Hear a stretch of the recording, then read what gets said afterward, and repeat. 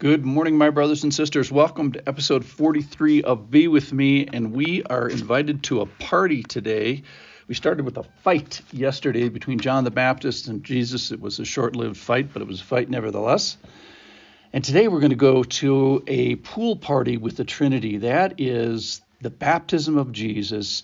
It's one of the greatest here we go moments of all time where Father, Son, and Spirit all gather together.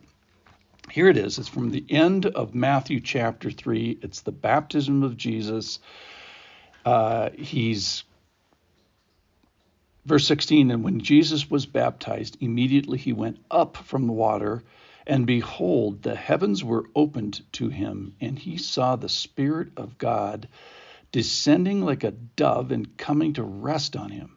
And behold, a voice from heaven said, "This is my beloved Son, with whom I am pleased."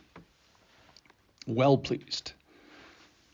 So let's talk about the introduction here. First of all, there's two tadas in there. That is where he says, "Behold." Both the verses, verse 16, "Behold, the heavens were opened," and the Spirit comes down, and then "Behold, the voice comes." So that's the Bible word for tada. Open your eyes to something that you should be, that is frankly going to be eye-opening in the meantime. And the heavens are open. Mark says they're actually torn open. So this is not a normal thing. There's normally a split between our world, the physical world, and the spiritual heavenly world. So our physical world, we're very familiar with it. However, it's temporary. We don't know that. It's hard for us to remember that.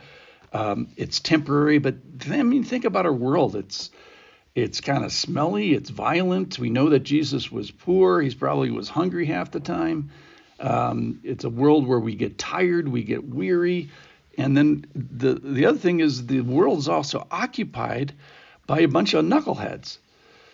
So there's normally this split, and the split is between our world and then this heavenly world. Now, the heavenly world is more real to Jesus. He's been there forever. He's been there eternally, and it's been occupied by his best Trinity friends. That is the Spirit, the Father, and the Son. And so when the heavens opens and he sees his friends, so to speak, this is almost like I was thinking about Dorothy in The Wizard of Oz, where she gets implanted back into her. Wait, you're my friends. This is my home. These are my friends. And I think that's what's happening for Jesus. Now, we don't normally get the splitting of the spiritual world and the physical world. The closest I can ever think of is like if you've ever witnessed a baby being born or birthed a baby. I think that's where the heavenly world is as close to the physical world as I've ever seen it.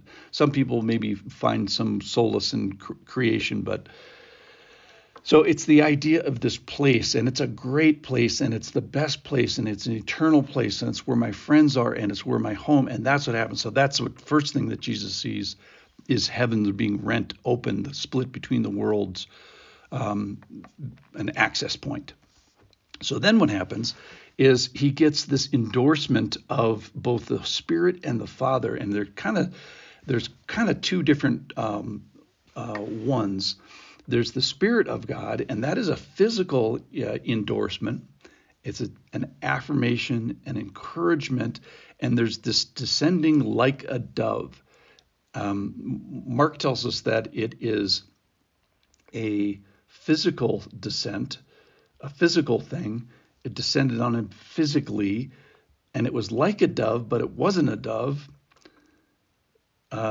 But it sounds like something that flutters down and comes on him like a dove coming to rest in some sort of a bodily form. So I'm doing as good a job as the New Testament writer Matthew does on this, and all the other ones too. But the point is that it's a bodily, it's physical, and it's the Spirit. It's his old friend, the Spirit, if you will. Then the second endorsement that comes is this auditory one from the Father.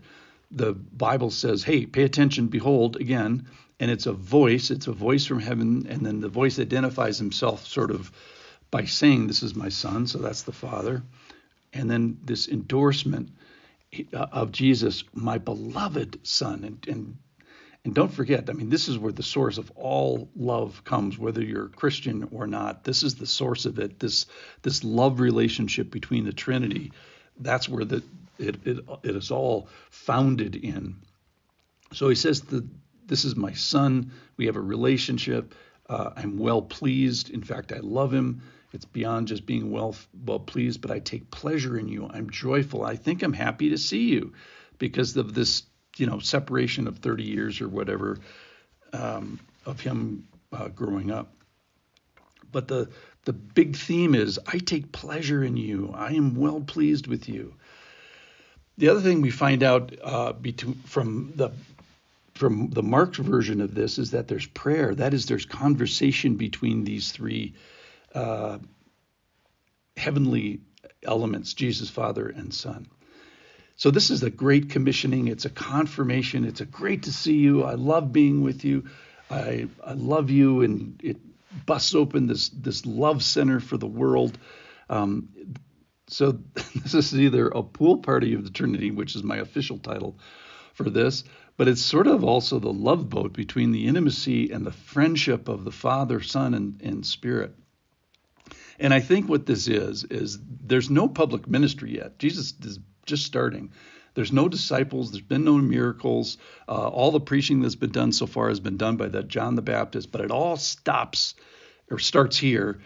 And this is kind of like, hey, this is a here we go moment. We're all in this together. Let's get going. The Trinity is here, and here we go, embodied in Jesus and endorsed into Jesus as he starts his rescue mission of his public ministry. I thank you for listening. I'll see you tomorrow.